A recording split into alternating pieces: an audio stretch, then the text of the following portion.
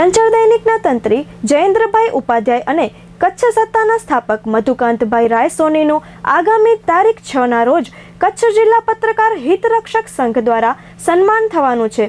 ત્યારે કચ્છ યુનિવર્સિટી ખાતે યોજાનાર આ કાર્યક્રમમાં 40થી પણ વધુ સંસ્થાઓ કચ્છના પત્રકાર ક્ષેત્રના આ કોહિનૂરનું સન્માન કરવા જઈ રહી છે। શ્રી જયેન્દ્રભાઈ ઉપાધ્યાયના 4 દાયકાથી વધુ સમયના સંઘર્ષ અને સફળતાના સાક્ષી એવા કચ્છના મહાનુભાવો પાસેથી ચંચળ ન્યૂઝની ટીમ દ્વારા તેમના મંતવ્ય જાણ્યા હતા।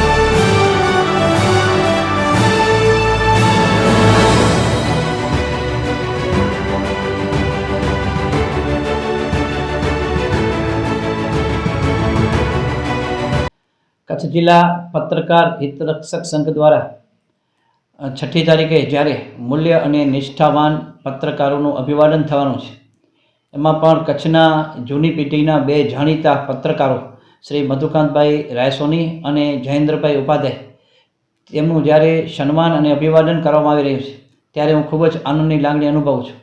કારણ કે આ બંને પીઢ પત્રકારોએ કચ્છના પ્રશ્નો અંગે ખૂબ જ વર્ષોથી જોતો આવું છું, કચ્છના પ્રશ્નોને વાચા આપી છે। એમના પ્રયત્નોથી કચ્છના અનેક ઘણા પ્રશ્નો ઉકેલાયા છે। જયેન્દ્રભાઈ ઉપાધ્યાય, જેમની સાથે પણ મારો 40 વર્ષથી નાતો છે, 40 વર્ષથી એમને સારી રીતે હું ઓળખું છું। એવી રીતે મધુકાંતભાઈ રાયસોની કે જેઓ વર્ષોથી મારા વડીલ સમાન એક મિત્ર છે અને એમના સતત હું સંપર્કમાં રહ્યો છું।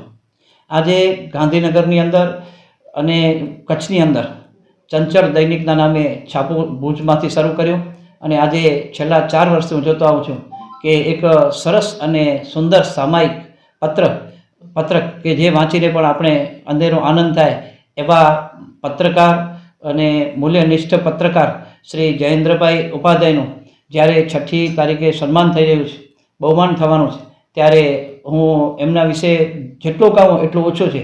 કારણ કે એમની સાથે છેલ્લા 4 દાયકાનો પરિચય રહ્યો છે। નાના મોટા પ્રશ્નોમાં પણ મને ખૂબ જ મદદરૂપ બન્યા છે। મને પણ એમના પાસેથી ઘણું બધું શીખવાનું અને માર્ગદર્શન પણ મળ્યું છે। એટલે આ યોગ્ય સમયે જ્યારે એમનું સન્માન થઈ રહ્યું છે, ત્યારે હું ખૂબ જ આનંદની લાગણી અનુભવું છું। મારા વતી અને મારી સંસ્થા માનવજ્યોત વતી આ બંને પત્રકારોને હું હૃદયપૂર્વક ખૂબ ખૂબ અભિનંદન પાઠવું છું।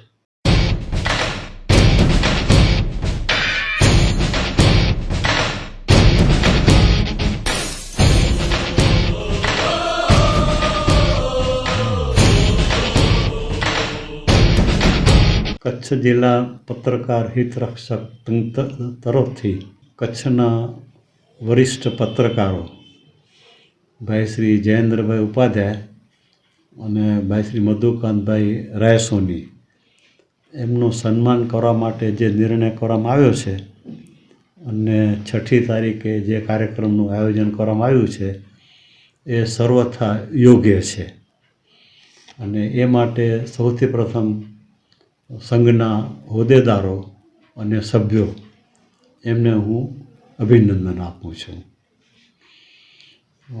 કોઈ પણ લોકશાહી શાસન વ્યવસ્થામાં પત્રકારોનું ખૂબ જ મહત્ત્વ હોય છે અને એટલા જ માટે લોકશાહીની ચોથી જાગીર તરીકે મીડિયાને ઓળખવામાં આવે છે। જયેન્દ્રભાઈની વાત કરું તો 45 વર્ષથી એ પત્રકારત્વના ક્ષેત્રમાં સક્રિય છે અને અનુભવ આધારે વાત કરું તો વર્તમાનપત્ર કે ચેનલ એ શરૂ કરવું એ પ્રમાણમાં મુશ્કેલ છતાં ઓછું મુશ્કેલ છે, પણ વર્ષો સુધી એને ચલાવવું એ ખરેખર ખૂબ જ મુશ્કેલ છે, બલકે વિકટ છે। અને 45 વર્ષ પહેલાં જયેન્દ્રભાઈએ જ્યારે પત્રકારોના ક્ષેત્રમાં પ્રવેશ કર્યો ત્યારે સાધનો બહુ જ ટાંચા હતા। આજે જે સાધનોની સગવડ છે એ જમાનામાં નહીં હતી. એની વચ્ચેથી ચંચળ ગુજરાતી અને હિન્દી ભાષામાં પ્રકાશિત કરવું અને એનું પ્રકાશન સતત ચાલુ રાખવું. ચંચળને ગાંધીનગરથી પણ પ્રકાશિત કરવું અને આપણે જાણીએ છીએ તેમ ભુજના કે કચ્છના મોટાભાગના પ્રશ્નો યા તો પંચાયત કક્ષાના હોય, નગરપાલિકાના કક્ષાના હોય, જિલ્લા પંચાયત કક્ષાના હોય અથવા તો મહદઅંશે રાજ્ય સરકારના હોય. તો ગાંધીનગરમાં રહી અને કચ્છના પ્રશ્નોનો પડઘો પાડવો એ ખરેખર કચ્છની એક મોટી સેવા છે એમ કહો તો પણ કહી શકાય. ચંચળ ચેનલ કચ્છની જૂનામાં જૂની ચેનલ અને નિયમિત રીતે આવતી ચેનલ. એટલે ચંચળ અખબાર અને ચંચળ ચેનલ એ બંને વિશે બહુ જ ટૂંકમાં વાત કરવી હોય તો આપણે એમ કહી શકીએ કે વિશ્વસનીય સમાચારો, પ્રજાના પ્રશ્નોનો પડઘો પાડતા અહેવાલો અને જે રીત નિયમિત પ્રકાશન થઈ રહ્યું છે એને કારણે વાંચકો અને વ્યુઅર્સ એમના જીવનનો એક ભાગ છે ચંચળ દૈનિક વર્તમાનપત્ર તેમજ ચંચળ ચેનલ એમ કહું તો પણ એમાં અતિશયોક્તિ નહીં ગણાય. અને આ જે સન્માનનો કાર્યક્રમ કરવામાં આવે છે એ મારી દૃષ્ટિએ મેં શરૂઆતમાં જે કહ્યું તેમ સર્વથા યોગ્ય છે. અને આજે આપણે સરદાર વલ્લભભાઈ પટેલને યાદ કરીએ તો આઝાદી વખતે સરદાર પટેલ સાહેબે એમ કહેલું કે ભાઈ પત્રકારોની ફરજ છે કે સરકારની જ્યાં ભૂલ થતી હોય ત્યાં અંગુલી નિર્દેશ કરે, સાથે સાથે સરકારની જે મર્યાદાઓ છે એના અંગે પણ પ્રજાને માહિતગાર કરે. એવા અહેવાલો પ્રસિદ્ધ ન કરે કે જેમાં અતિશયોક્તિ હોય, જે સત્યથી દૂર હોય. તો સરદાર સાહેબે જે સલાહ આપેલી આઝાદી વખતે પત્રકારોને, એ સલાહ આજે પણ એટલી જ પ્રસ્તુત છે. અને હું એમ માનું છું કે પ્રિન્ટ મીડિયા હોય કે ઇલેક્ટ્રોનિક મીડિયા હોય, એમની ફરજ છે કે પ્રજા અને વહીવટી તંત્ર વચ્ચે સેતુની ભૂમિકા ભજવે. પ્રજાના જે કંઈ પ્રશ્નો હોય એનો પડઘો પાડે, વહીવટી તંત્રની મર્યાદાઓ હોય એ અંગે પ્રજાને માહિતગાર કરે, તો જ મારી રીતે લોકશાહી આગળ ચાલી શકે.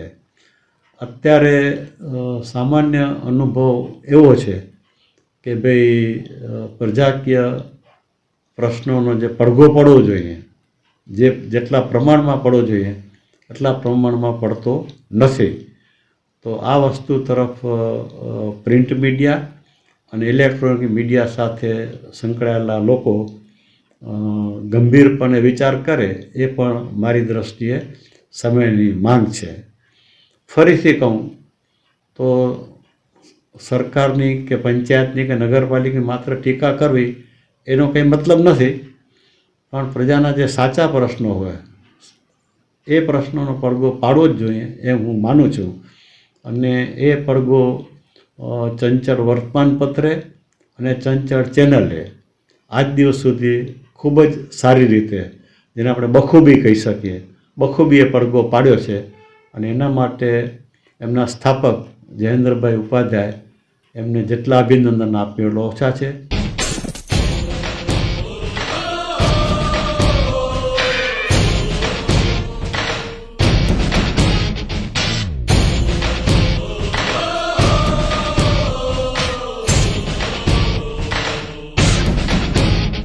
આગામી તારીખ 6ના કચ્છ યુનિવર્સિટી મધ્યે સવારે કચ્છ જિલ્લાના બે વિશિષ્ટ પત્રકારો મધુકાંતભાઈ રાયસોની અને જયેન્દ્રભાઈ ઉપાધ્યાયનો એક સન્માનનો જે કાર્યક્રમ કચ્છ જિલ્લા પત્રકાર હિતરક્ષક સંઘ દ્વારા જે રાખવામાં આવેલ છે, આ બંને પત્રકારોએ, હું એક મારો શ્રી વિજરાજ લાઇબ્રેરીના પ્રમુખ તરીકે આ બંને પત્રકારો સાથે ઘણા વર્ષોથી સંબંધ હોય અને પત્રકાર ક્ષેત્રે જેને અભૂતપૂર્વ કાર્ય કરેલ છે, અને ખાસ કરીને મધુકાંતભાઈ રાયસોની જ્યારે પત્રકારો બહુ ઓછા હતા એ સમયમાં પણ પત્રકાર ક્ષેત્રમાં જે કાર્ય કર્યું, અને જયેન્દ્રભાઈ જેને પોતે 4 દાયકાથી વિશેષ સમયમાં કચ્છ અને હાલે ગાંધીનગર મધ્યે પત્રકાર ક્ષેત્રે જે પ્રગતિ કરી છે એને લાઇબ્રેરીને રીતે અમે બિરદાવીએ છીએ. અને વિશેષ કરીને આ બંને પત્રકારો જેને સન્માન થઈ રહ્યું છે એ ખરેખર કચ્છ જિલ્લા માટે અને પત્રકારો માટે એક પ્રેરણાદાયક છે. અને આનામાંથી પ્રેરણા લઈને આવા જ પત્રકારો જે જૂના હોય તેનું પણ આ રીતે જ સન્માન થાય એ ઈચ્છનીય છે. હું મારો શ્રી વિજરાજી લાઇબ્રેરીના સમગ્ર ટીમ વતી આ બંને પત્રકારોને શુભેચ્છા પાઠવું છું, અને ઉત્તરોત્તર પ્રગતિ કરી રહે એવી પણ ઈશ્વર પાસે પ્રાર્થના છે.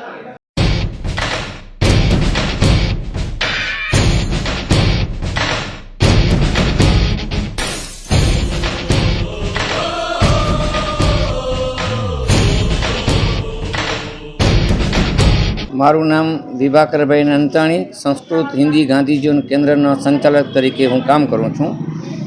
કચ્છના 2 વરિષ્ઠ પત્રકારો શ્રી જયદ્રથભાઈ મનોહરલાલભાઈ ઉપાધ્યાય અને મધુભાઈ રાયસોનીનું તારીખ 6/1/2024ના બંનેનું જ્યારે વરિષ્ઠ પત્રકાર તરીકે સન્માન થવાનું છે ત્યારે મને એક આનંદની લાગણી અમને પ્રસરી રહી છે.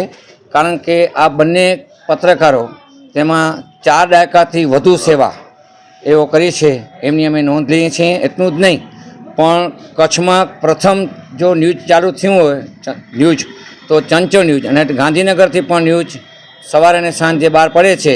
એના માટે એમની સેવાઓની અમે નોંધ લઈએ છીએ. જયદ્રથભાઈને અમે ખૂબ ખૂબ અભિનંદન પાઠવીએ છીએ. એટલું જ નહીં, એના પિતાશ્રી મનોહરલાલભાઈ પણ ઉપાધ્યાય સાહેબ પણ પંચાયત અને રેવન્યુ ખાતામાં ખૂબ જ સુંદર કામગીરી બજાવી છે. મોરબી સહિત સૌરાષ્ટ્રના વિવિધ સ્થળે આજે પણ એમની સેવાઓ લોક હૃદયના સ્થાનમાં છે. ત્યારે આ બંનેનું સન્માન થાય છે ત્યારે કચ્છ યુનિવર્સિટી ખાતે યોજાનાર કાર્યક્રમ દરમિયાન અમારું મંડળ પણ, જે હટકેશ સેવા મંડળ છે, અંબિકા મહિલા મંડળ છે, ગાંધી જીવન, ગીતાજી, બધા મંડળો છે, એના વતી પણ અમે સન્માન કરશું. એટલું જ નહીં, ચંચળ ન્યૂઝ દ્વારા જ કચ્છમાં ગીતા અને સંસ્કૃતનું આજે હું 4-4.5 દાયકાથી સેવા આપું છું, ત્યારથી જ અમને એનો પૂરો સહકાર મળ્યો છે. એને કારણે કચ્છમાં તમામ બાળકો સારી પરીક્ષા બધા આપી રહ્યા છે, અને અમારી સંસ્થાના તમામ વ્યક્તિઓ આજે એનું સન્માન થાય છે તે આનંદની લાગણી અનુભવે છે. એટલું જ નહીં, મધુકાંતભાઈ રાયસોની જે કચ્છ સત્તાના તંત્રી તરીકે એનું પણ જે સન્માન થાય છે એટલે અમે વિશેષ આનંદ થાય છે. કારણ કે પત્રકાર ક્ષેત્રનું કામગીરી બહુ અગત્યની હોય છે, અને આ લોકોની ભૂમિકા બહુ મોટી છે. જ્યારે એમના ભાઈઓ અને પુત્ર તે બધા જે સેવા કરે છે એને પણ ખરેખર અભિનંદન આપીએ છીએ. 6 તારીખના યોજાયેલા કાર્યક્રમમાં અમે પણ એનું વિશેષ સન્માન કરવાના છીએ.